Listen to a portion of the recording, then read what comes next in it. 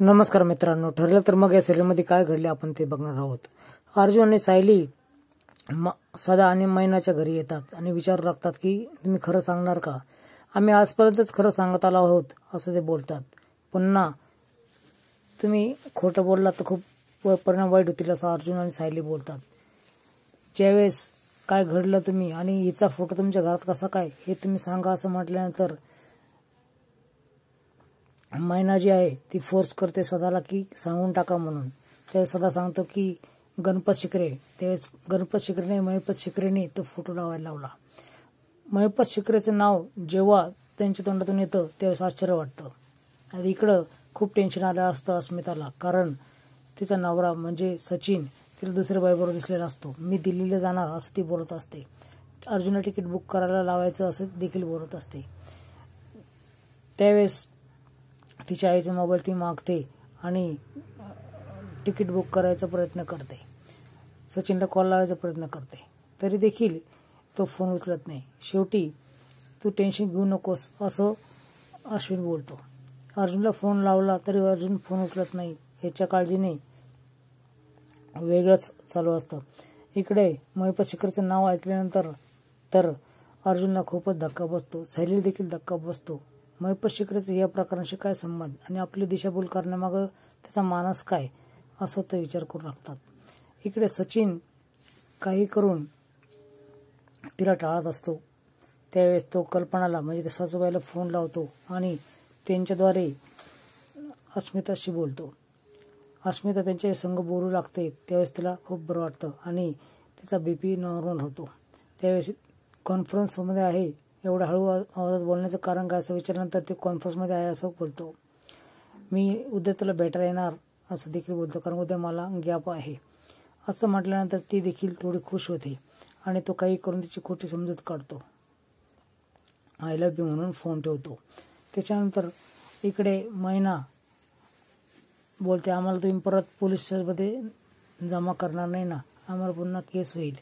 त्यावेळेस तो बोलतो की आम्हाला तुमचे दोघांचेही केस हवे आहेत DNA टेस्टसाठी. तर चैतन्य बोलून ते DNA टेस्ट करण्यासाठी केस तो पाठवून देतो. आम्हाला पोलिसांच्या हवाली करू नका असं मैना हात जोडून बोलते. यांचं काय करायचं असं सायली बोलते. त्यावेळेस यांची शिक्षा यांना भेटणारच असं तो बोलतो.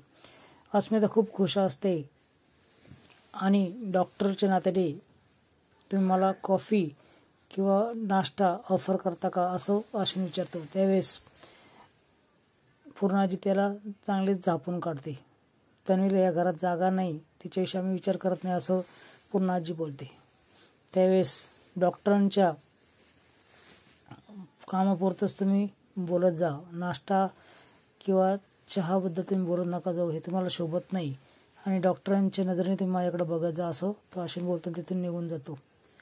इकडे हिला स्वप्न पडतं पुन्हा एकदा तेच महिपतने मारल्याचं. अधोरेखित चेहरा दिसत असतो, अर्धवट चेहरा, अस्पष्ट चेहरा दिसत असतो. ती गडबडून उठते, खूप जोरात ओरडून उठते. त्यावेळेस त्या ठिकाणी पटकन रविराज येतो. इकडे साक्षी सर्व झालेला प्रसंग आठवत असते. अस्मिताला बघून हा का घाबरला, याचं मागचं कारण काय असं तिला प्रश्न पडत असतो. ती गार्डनमध्ये बसलेली असते. तिला वारंवार तो प्रसंग आठवत असतो की सचिन कसा चुकीचा वागला. सचिन नक्कीच अस्मिताला ओळखत असेल असं तिला जाणवतं. रविराज तिला विचारतो, तुला काय आठवतंय का, ॲक्सिडेंटबद्दल काय आठवतंय का?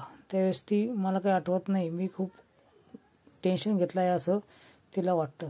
ती स्वतःच्या डोक्याला हात लावते आणि वाईट प्रसंग मला आठवत आहे असं ती बोलते. त्यावेळेस साक्षी ज्यावेळेस गार्डनमध्ये बसल्यास त्यावेळेस एक गुरुजी तिथे येतात आणि वाईट प्रसंगातून बाहेर पडण्यासाठी तुला देवीची पूजा करावं लागेल, तुझ्या जवळच्या व्यक्तीला घेऊन देवीची पूजा करायला जा असं तो बोलतो.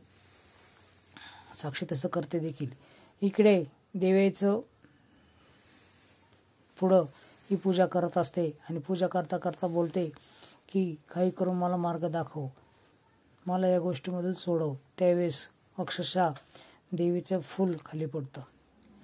तिला सर्व प्रसंग आठवत असतं. सायलीने तिची कशी मदत केली, सायलीने कसं तिला जीव घातलं, अगदी अंगाई गीत घालून झोपू घातलं. वाईट प्रसंगामध्ये सायली खूप कामी आली. तिला मायेची ऊब भेटली. आता इकडे अर्जुन आणि सायली देखील खूप विचार करत असतात. विचार करता करता ते बोलतात की असं कसं शक्य होऊ शकतं, DNA टेस्ट पॉझिटिव्ह यायला नाही पाहिजे यावेळेस. आणि उद्या आपण त्या बाईकडे जाणार आहोत ज्या बाईनी या बबलीचा सांभाळ केला आणि तिथून ती पळाली. आता त्या ठिकाणी जाणार त्याच्या आधी आपल्याला पाहायला मिळणार आहे की सायली आणि प्रतिमा देवीची पूजा करतात. त्यावेळेस तिथं महिपत देखील पूजा करत असतो. ह्या बाईकडे आल्यानंतर पुन्हा महिपत शिखरेचं नाव अर्जुन आणि सायलीला कळतं. व्हिडिओ पाहिल्याबद्दल धन्यवाद.